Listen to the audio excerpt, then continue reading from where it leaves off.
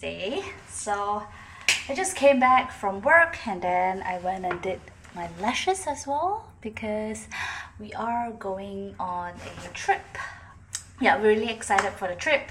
So anyway, I just came back and there are a couple of things that I would like to unpack with you, or else my vlogs would be pretty boring. Like the videos would be pretty boring of me studying and then seeing clients, which I don't really document because of the PNC. But yeah, so this is some interesting stuff. So anyway, I also want to talk a little bit about this. I just listened to it on my way back home.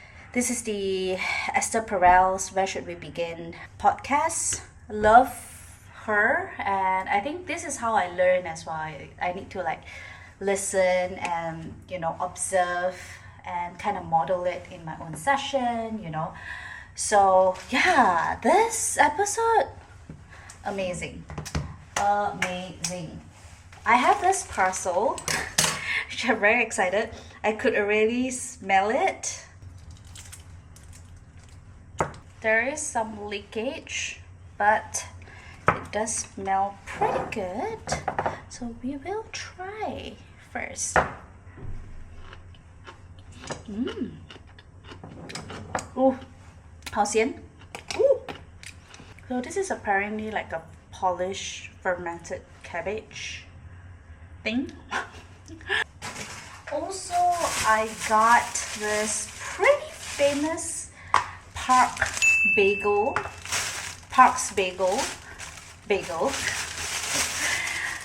Oh my god, look at it, it's so cute. Apparently it's quite famous and I've seen people posted about it. This is the jalapeno one, this is the cranberry one. Then we also have very special cream cheeses. This is maple walnut, and then this is the Earl Grey cream cheese. So yay! Friday and Saturday would be pretty busy because I am taking care of my niece, my nieces maybe. My first time bringing her out. She used to be very shy. She has quite a bit of anxiety when it comes to meeting new people, so it took a while even for me to kind of get close to her. I would say this year's Chinese New Year, she's finally at the age where she's a little bit more easy to warm up. So that's great. So that's why I kind of suggested to my sister that maybe I could take care of her, which I'm really excited about.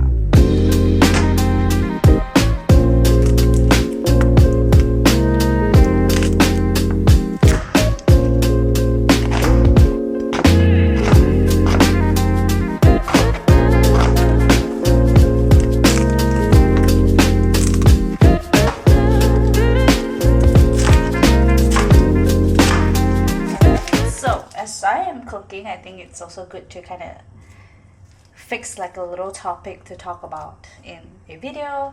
I want to talk a little bit about cooking. So I grew up in a household where all the women cooked at home. My mom is a really great cook, my grandma is a really great cook, and my aunts, my uncle even, he's actually a chef. So I came from a family where everyone is such good cook. And for me, there's this running joke at home where I can't cook. Even the Maggi mee, the instant noodle that I cook is horrible. How could you mess up instant noodle? Right? So that person is me. And I think this identity kind of stuck with me for the longest time. I never really even want to try cooking. I never even want to try baking. Fast forward, COVID happened, and I think during that time I was staying alone most of the time, especially when my parents actually moved back. I started to cook because I had to save money, to just to prepare meals for myself. And slowly over time I realized that hey, I'm probably not naturally talented in it, in that aspect, but I'm not like bad at cooking. But still, I still feel like a bad cook, right? I still feel like I'm really bad at this thing. And then this makes me realize that this identity has been wrapped up in me so much that it's really hard to shake off, right? And this is why every time I cook, I kind of remind myself that this is you doing the thing that you think you're bad at. It's really about finding or making more opportunities for evidence to show that you're not bad at that thing. And the only way to do it is really just by doing it. Slowly, like smaller steps, smaller projects, smaller opportunities. Like that's how it works. In order to be good at something, you have to be bad at it at first. And just because you're bad at it at first doesn't mean that you can't become good at it eventually. So yeah, I think with cooking, that's how I realized that nobody is actually bad at anything, right? You can be naturally not as attuned to certain hobbies or certain interests, but it doesn't mean that you can't be good at it. If let's say one day you change your mind and you want to be good at it, you can.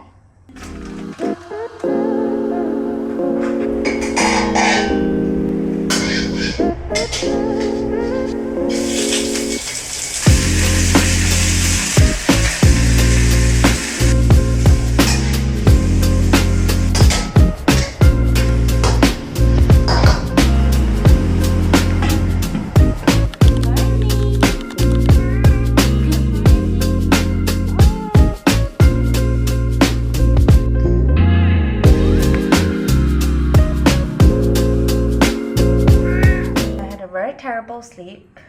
Don't know why. I just keep waking up. And I've been having quite a bit of thoughts whenever I go to bed.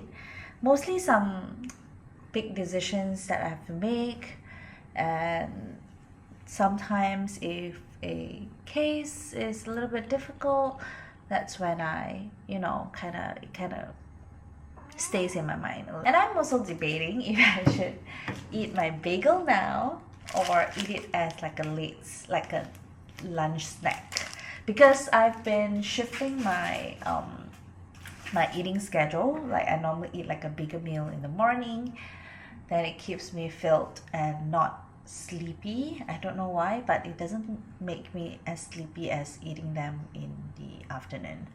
So I'm thinking if I should do that, then I can at least focus on a little bit more clinical work today, because I do have a couple of case notes that I need to catch up with, and I need to think through some of the cases, how I want to proceed them. Is there anything I need to read up? Definitely need to read up quite a bit, because there has been some new cases and some new areas, for example with adult ADHD, adult autism. So these are a few topics that I know enough, but I think I can know a little bit more.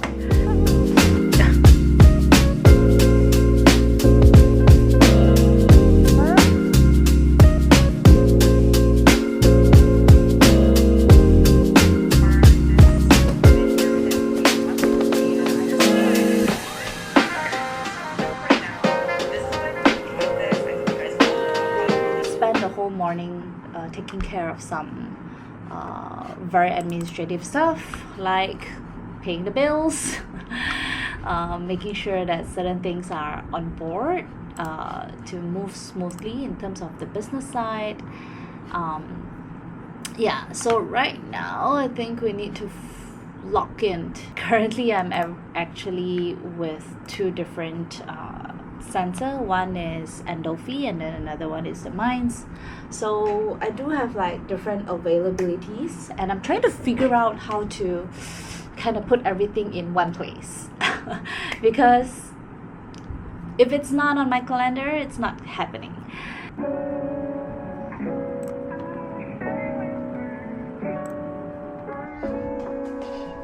It is time for a break.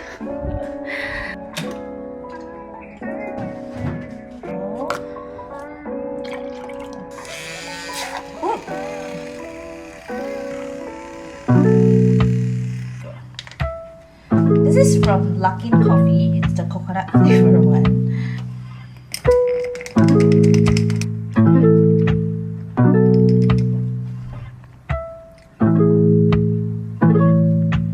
Okay, I have very mixed feelings because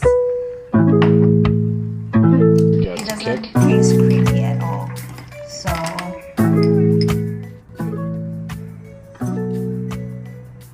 okay, let's just.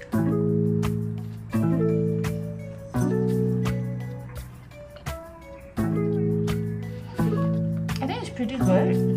It's still pretty bready. So I know that originally bagel should feel very chewy, but I think it has the chew, but it's definitely easier. I think more suited for Malaysia preference, where it's a little bit more bready.